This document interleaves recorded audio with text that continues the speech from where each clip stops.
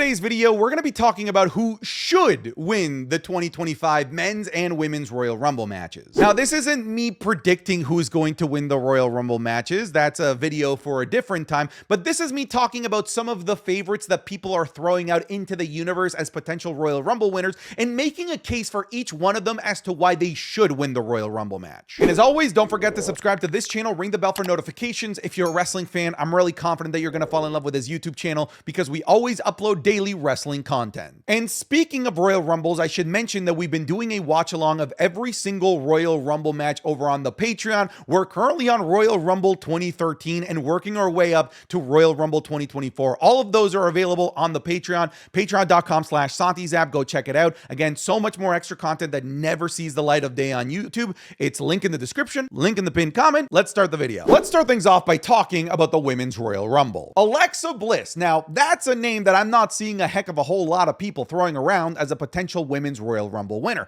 And frankly, I don't blame you. I get it. She's been gone from the WWE for 2 years at this point, and before she left for maternity leave, she wasn't necessarily being booked as the biggest, most dangerous threat in the women's division either. So I understand why she isn't at the top of a lot of people's lists as the favorite to win this year's Women's Royal Rumble. However, I still feel like the name of Alexa Bliss brings enough intrigue that she's at the very least worth talking about a little bit as a potential winner. One of the reasons why I find her an intriguing option is because she's a known commodity in the women's main event scene. She's won Money in the Bank, she's won Women's World Championships, and she's feuded with some of the biggest names in the WWE. So we know that she would be really easy to just immediately reinsert into the women's main event scene without a lot of people questioning the decision because we know she's been there, done that. But what's interesting is that even though she's a known commodity in the main event scene, this is a main eventer that hasn't really had a chance to feud with the current champions in the women's division. She hasn't feuded with Tiffany Stratton yet, and she hasn't had a chance to feud with this current version, this superstar that is Rhea Ripley either. So she's actually one of the few known commodities in the main event that could be immediately inserted into a major program that would still give us a brand new fresh feud for WrestleMania when you look at the current champions that we have. Now, when you look at my list, she's still near the bottom of the favorites. I don't think that she's going to win, but if she does win,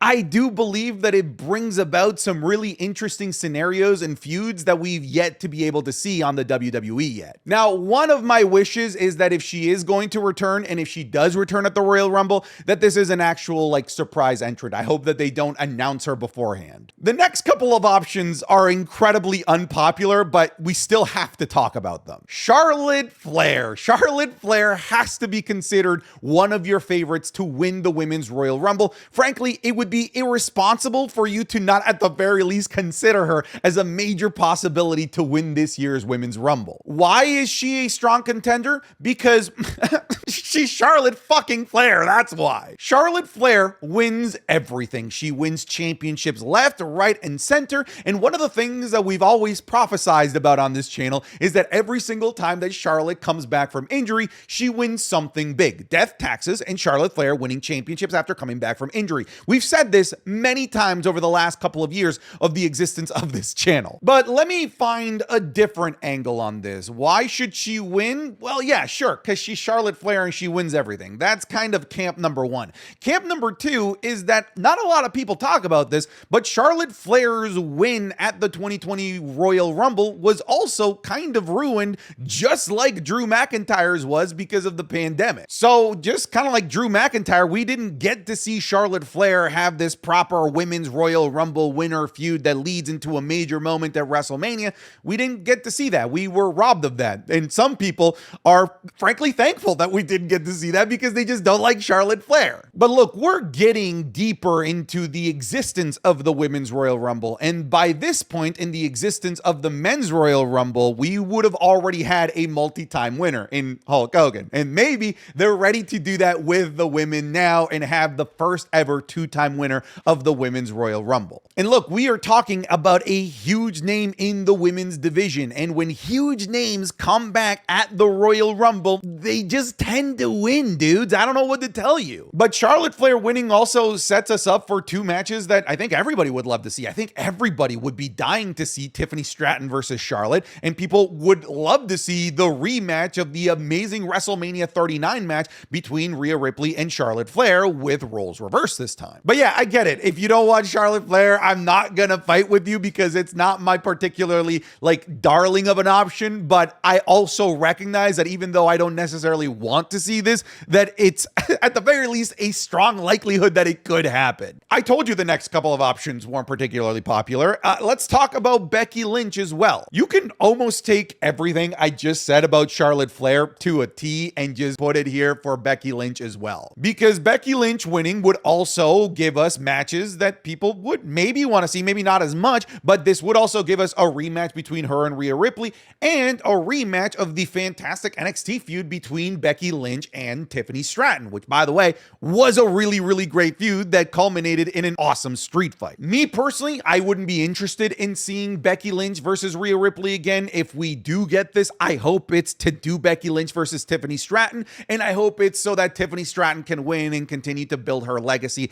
as a champion and as a main event player in the women's division. But yeah, a few of the things that I said about Charlotte like literally fit like a perfect puzzle piece here, because I could see the WWE wanting the man Becky Lynch being their first ever two-time Women's Royal Rumble winner. I could absolutely see the WWE wanting a major star, a first ballot Hall of Famer who's been gone for a really long time, to make their return at the Royal Rumble and win the Royal Rumble. That is a formula that the WWE has revisited time and time and time again over the decades with the men as well. But look, the women's division is so deep right now that frankly, I don't feel like they need a first ever two-time Women's Royal Rumble winner.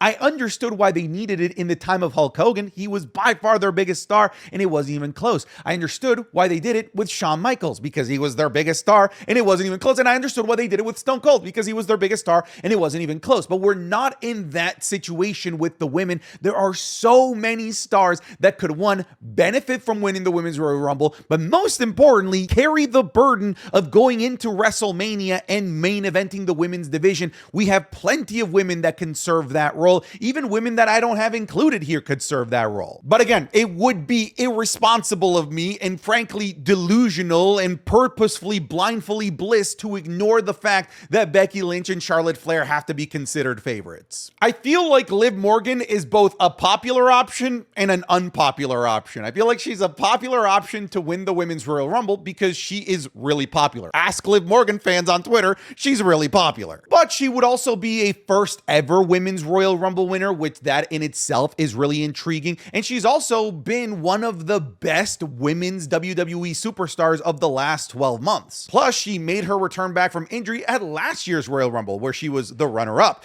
Oh, and by the way, the year before that, she was also the runner-up. At some point, maybe they want to consider making Liv Morgan the bride, not always the bridesmaid. However, I feel like this is illy timed. If it was next year's Royal Rumble, I could see me getting really behind this and a lot of people getting behind a Liv Morgan Royal Rumble victory. But right now, it just feels like it would be too soon after her long championship reign that people maybe want a palate cleanser at the moment. They don't want to see Liv Morgan immediately reinserted into the championship picture, especially if it's against Rhea Ripley. Now, if she does win the Women's Royal Rumble, I'd be intrigued in her going after Tiffany Stratton. Now, let's not forget that Tiffany Stratton won a little base of that dirty Dominic Mysterio. Maybe Liv Morgan hasn't forgotten about that. But yeah, I get why people wouldn't want Liv Morgan to win. Like I said, it's just off the back of a really long championship feud and reign.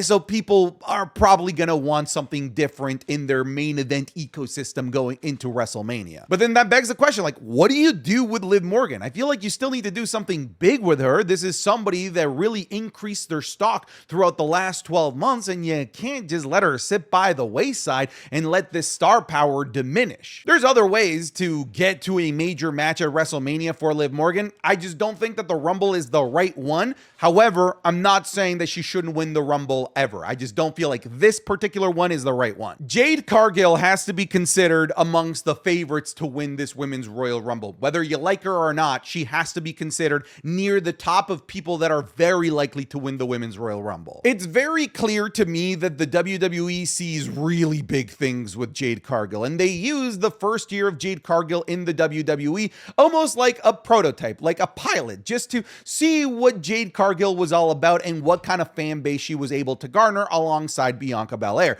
And I do believe that she has passed all of those tests with flying colors this year. But I feel like the biggest reason as to why she's an intriguing and very likely Women's Royal Rumble winner is because she has a plot. She has a story right there for the taking once she comes back from this injury, whether it's an on-screen injury or a real injury. I personally don't know. I don't really follow dirt sheets, but she is coming back from an on-screen injury. And as we've talked about, WWE likes to give big moments to those people when they make their return at the Royal Rumble. But this isn't just a return from injury. This is a return from injury and then immediately seeking vengeance for whoever did this to her. So because we've got this major story thread to be unfolded, it makes Jade Cargill a really very viable Women's Royal Rumble winner because she can go into the Rumble with momentum of coming back from injury, but with the momentum of having a major storyline that needs to be developed as well. Plus, it's Jade freaking Cargill. She has been heavily protected since being part of the WWE's main roster.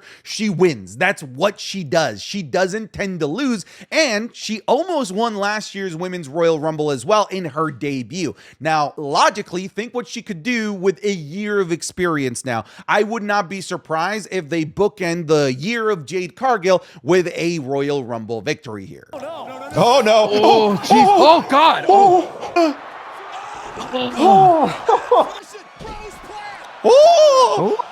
Dude, this got That, folks, was a sneak peek of this week's Wrestling is Cool Match Club offerings available exclusively on patreon.com/SantiZap. This week, we're looking at Jacob Fatu versus Mads Kruger in MLW in a Weapons of Mass Destruction match. The legendary TLC match for the World Tag Team titles at WrestleMania 17. People have been waiting for a long time for that one. The absolute classic that is EOS Sky versus Bayley at WrestleMania 40. The Damian Priest versus The Miz zombie match from Backlash 2001. Spoiler, The Miz gets eaten alive. And we're also looking at the classic that is Kenny Omega versus Will Ospreay at AEW Forbidden Door 2023. You're going to be getting all of this plus the Raw reviews, the SmackDown reviews, the Wrestling is Cool podcast 3 days early, the currently ongoing Undertaker WrestleMania watch along, and the currently ongoing Royal Rumble watch along. That is so much more extra content that never gets uploaded here to YouTube because we just simply can't. So go check it out. Patreon.com/SantiZap. There's a link in the description or a link in the pinned comment. Come try it out even for just 1 month. I'm confident that you're going to fall in love with the community and with the content. If you're already a patron, thank you so much for your support, but let's get back to the video. Many people's favorites, I would say maybe the favorite going into this year's Women's Royal Rumble is EOS Sky. And it's fascinating that many people are considering her the favorite, including myself, considering she's just been losing left, right, and center. But EOS Sky has this perfect ability to still be awesome even when she loses, because in losing efforts, she has amazing matches and in turn makes the person that beat her look incredibly powerful and strong, which makes her loss not feel as bad. That's a really unique talent, and it's a talent that EOS Sky probably is the best at in the WWE today, men or women. This is a woman that lost in the semifinals of the Queen of the Ring, lost at Money in the Bank. She just lost in the Women's Intercontinental Championship. She lost to Liv Morgan, and yet here we still are talking about her and wanting her to be in one of the women's main events going into WrestleMania. So one of the things that I mentioned about Alexa Bliss here actually makes sense to talk about here as well, because just like Alexa Bliss,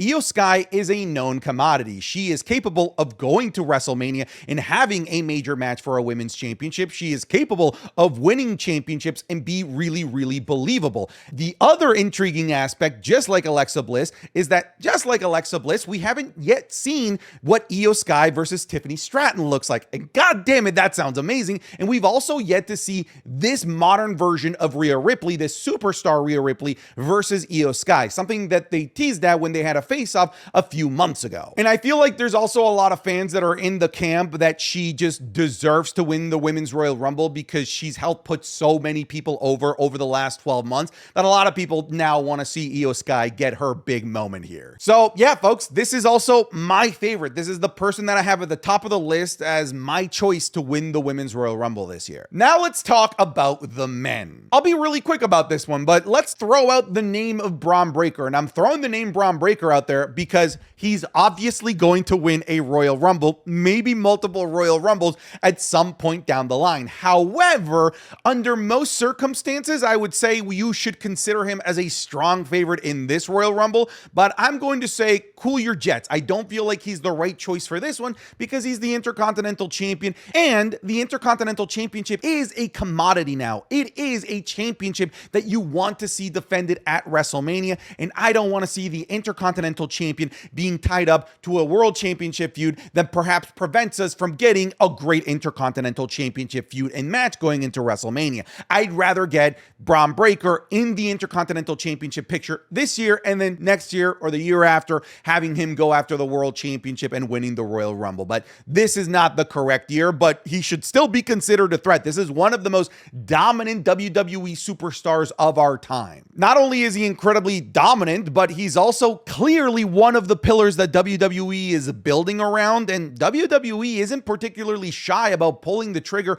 on young WWE superstars winning the Royal Rumble. They did it with Brock Lesnar at just 25 years old. So they have a precedent of wanting to push their really young major stars and doing it early on in their career. But unlike Brock Lesnar all of those years ago in the Ruthless Aggression era, they aren't in need to create a new star. The WWE is just stacked. It's crazy stacked right now that they don't need to accelerate the development of Braun Breaker yet because the main event scene is ridiculously stacked. CM Punk, I feel like this is the favorite, and I dare say is my favorite as well. He is CM freaking Punk. He doesn't need an introduction. He doesn't even need a reason as to why I should tell you he should win the Royal Rumble. It's CM Punk. That in itself, that sentence is enough justification to have him win the Royal Rumble this year. On top of that, he has yet to win the Royal Rumble match, and there are a lot of intriguing matchups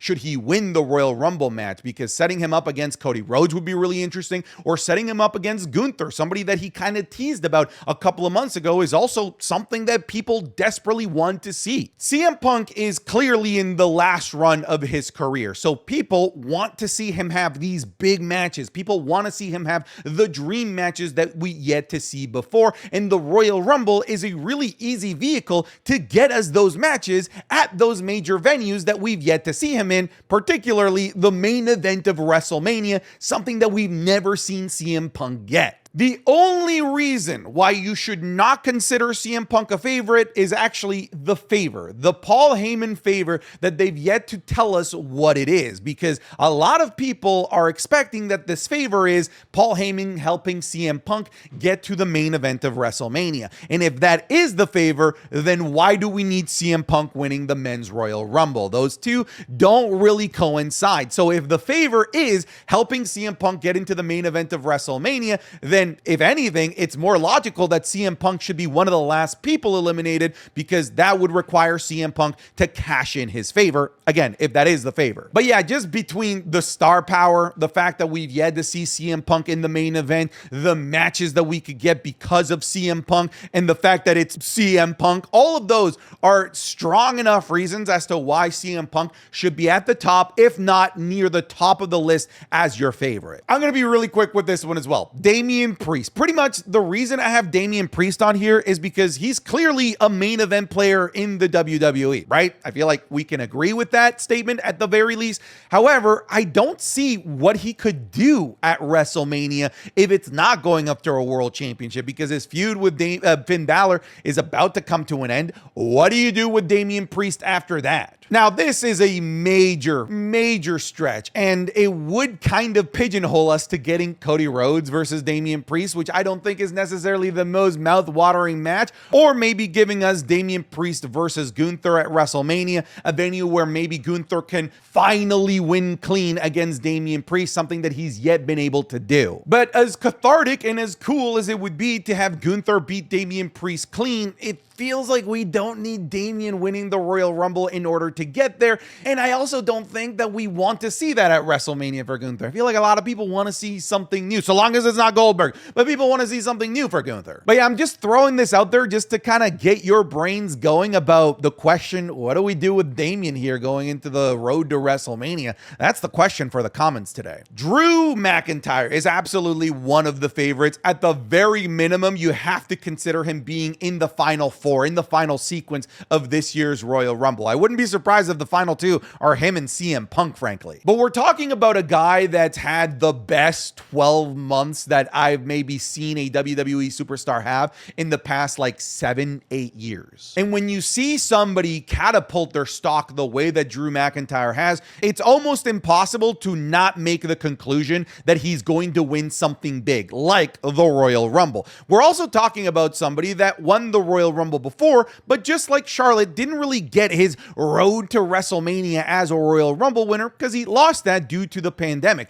He also lost his major WrestleMania moment because of the pandemic when he beat Brock Lesnar at WrestleMania 36 for the WWE Championship. Everyone has just sort of forgotten about that because it's kind of a forgotten under the rug era of just life in general. But then the other major moment that he got at WrestleMania was destroyed by the cash-in by Damian Priest. So if there is somebody that has earned the ability to take this moment and go have yet another major moment at WrestleMania to finally actually get his moment, it is Drew McIntyre. And we did have Drew McIntyre call out both champions at one point or another. He called this shot at Gunther during his feud against CM Punk, and we yet to see that develop. And he did just have a moment with Cody Rhodes where he told him to watch his back. That could be alluding to this potential feud down the line. I do see Drew McIntyre versus Cody Rhodes at some point, and if it is at WrestleMania, I'm also not surprised if that's the case. John Cena, the guy that said he's going to win the Royal Rumble, but I want to temper your expectations just like he did during that promo. I don't think that he's going to win it, but they're going to make us believe that he's going to win it. In fact, I'm predicting that John Cena is going to be the last person eliminated in the Royal Rumble match, breaking our hearts and allowing a major heel, maybe like a Drew McIntyre, to break our hearts while also subsequently going to that big moment at WrestleMania and leaving John Cena in the dust. But you have to consider John Cena considering we're in his retirement tour. That retirement tour, clearly the end goal, the path is taking us to that 17th World Championship. And one of the ways to get an opportunity as that 17th championship, as John Cena has mentioned, is by winning the Royal Rumble. But again, I feel like the story of John Cena over the next several months is going to be not being good enough. I feel like he's going to consistently fall short time after time after time until he eventually doesn't, thus creating this big moment. But I feel like his first major failure is going to be the men's Royal Rumble match. I don't have Cena in my top 3 favorites to win the Rumble. If he does, shit, yeah, you guys know I love the GOAT, but I'm also, just like he said, tempering my expectations and trying to be realistic about things. Before Raw Netflix, The Rock was my favorite to win the Royal Rumble because he left us hanging at the night after WrestleMania Monday Night Raw, where he basically called out Cody Rhodes and said, we're eventually going to have a match. And when I kind of connected the dots and saw that The Rock was coming back at Raw Netflix, and I saw that the next major big show that somebody like The Rock would participate at would be WrestleMania, and the last major match that he teased was him and Cody Rhodes is the champion, you just sort of assume that it was going to be Cody Rhodes versus The Rock for the championship. championship. That's at the very least how my brain worked. But ever since coming back to the WWE on that episode of Raw Netflix, I've thrown all of that out the window. It seems like they've put that feud on ice, if not axed it all together. I don't know if this is a play. The Rock did say, let The Rock take you on this ride. I don't know where the hell this ride is going. It seems like this ride is out of commission for at the very least until WrestleMania 42, if I'm being honest here, The Rock. So he's no longer my favorite, but I was considering him for so long that I felt like he was worth talking about at the very minimum in this video, because I feel like a lot of people were also in my situation. But now, not only do I expect him to not win, I don't think he's going to be in it. Like, think about how many people were predicting that after number 30, that there was going to be another countdown and that somebody was going to come out at number 31 and it was going to be The Rock, who manipulated and used his political power within TKO to give himself another Rumble entry and to be able to come out at 31. So many people were expecting like that level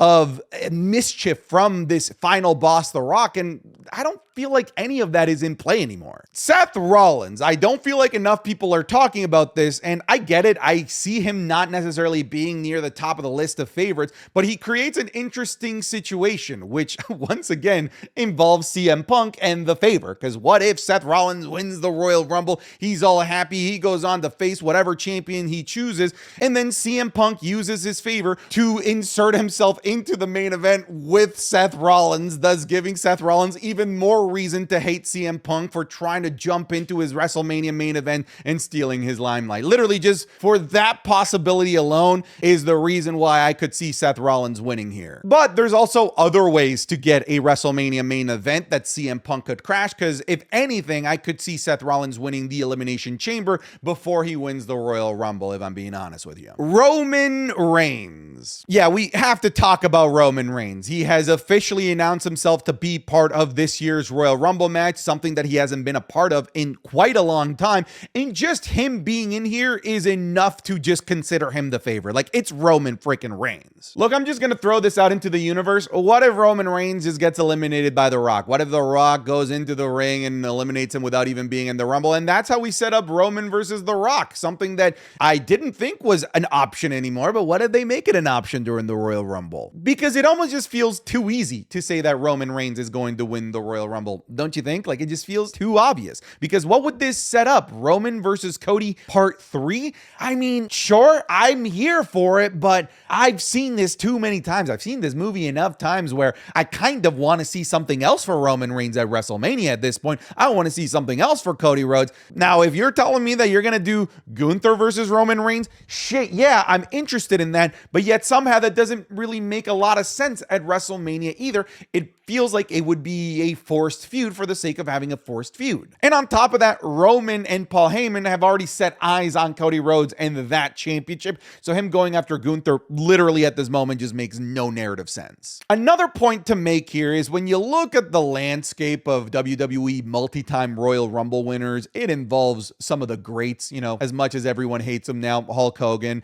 we have Shawn Michaels, Stone Cold Steve Austin, we got John Cena, Randy Orton, Cody Rhodes, Adam Copeland, Cope, the rated R superstar Cope, Edge, whatever it is that you want to call him. These are multi-time Royal Rumble winners. We have some of the biggest names in the industry being Royal Rumble winners. Also, his biggest arch nemesis over the last couple of years, Cody Rhodes, is a multi-time Royal Rumble winner. I wouldn't be surprised if WWE wants to add Roman Reigns onto that list of multi-time Royal Rumble winners. All right, folks, so that is my list of people that are possible Royal Rumble winners. I feel like these are people that were worth talking about, but now is your chance to tell me in the comment section if you feel like I left anybody out, and now you have to tell me why. All right, that's it. I'm done. Get out of here.